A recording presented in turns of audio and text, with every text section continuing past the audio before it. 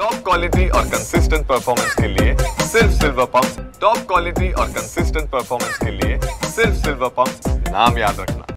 राज्याचे माजी मुख्यमंत्री व काँग्रेसचे ज्येष्ठ नेते पृथ्वीराज चव्हाण यांनी आज काँग्रेस कधी संपू शकत नाही, भाजपला आज आपला पक्ष वाढवण्यासाठी काँग्रेसचीच मदत घ्यावी लागते असं विधान केलेलं आहे। याबाबत बोलण्यासाठी आपल्यासोबत आहेत सातारा जिल्ह्याचे भाजपचे जिल्हाध्यक्ष आमदार डॉक्टर अतुल भोसले। बाबा काय सांगा की पृथ्वीराज चव्हाणांनी असं विधान केलं की पक्ष वाढवण्यासाठी आज काँग्रेसचीच मदत घ्यावी लागते। खरं तर ह्या विधानावर मी काय उत्तर द्यावं हा माझ्यासमोर सुद्धा एक मोठा प्रश्न आहे की आपला पक्ष आज इतक्या मायनॉरिटीमध्ये चाललेला आहे की आपल्या पक्षामध्ये एकही कार्यकर्ता आज थांबायला तयार नाही। तुमच्या पक्षातले लोक आज भारतीय जनता पार्टीमध्ये प्रवेश करतात आहे आणि अर्थातच भारतीय जनता पार्टीमध्ये प्रवेश करत असताना भारतीय जनता पार्टीच्या विचारधरणीशी एकनिष्ठ होऊनच त्यांना भविष्य काळामध्ये काम करावं लागेल आणि त्यामुळं काँग्रेसची मदत भारतीय जनता पार्टीला घ्यायची आवश्यकता नाही।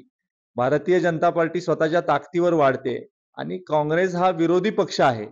विरोधी पक्षाची मदत ही आम्ही घ्यायचा विषयच येत नाही। आम्ही ताकदीनं आमचा विचार हा लोकांसमोर ठेवतोय, आम्ही काम करतोय आणि लोकांना वाटतं की काँग्रेसमध्ये भविष्य नाहीये, भारतीय जनता पार्टीमध्ये आमचं भविष्य आहे आणि त्यामुळं भविष्य नसलेल्या पक्षापासून भविष्य असलेल्या पक्षापर्यंत हा प्रवास त्यांचे कार्यकर्ते करतात आहे। निश्चित कराड दक्षिण विधानसभा मतदारसंघ हा भारतीय जनता पार्टीचा आम्ही बालेकिल्ला बनवू। सातारा जिल्हा हा देखील आम्ही भारतीय जनता पार्टीचा बालेकिल्ला बनवू आणि जे लोक भारतीय जनता पार्टीमध्ये येतात आहेत त्यांनी पूर्वी कुठल्या पक्षात काम केलं हे विचारात न घेता त्यांची जी कार्यक्षमता आहे त्या कार्यक्षमतेनुसार त्यांना ताकद देण्याच्या बाबतीमध्ये आम्ही प्रयत्नशील राहू आणि समाजाच्या विकासासाठी लोकांच्या समस्या सोडवण्यासाठी भारतीय जनता पार्टी सदैव तत्पर राहील।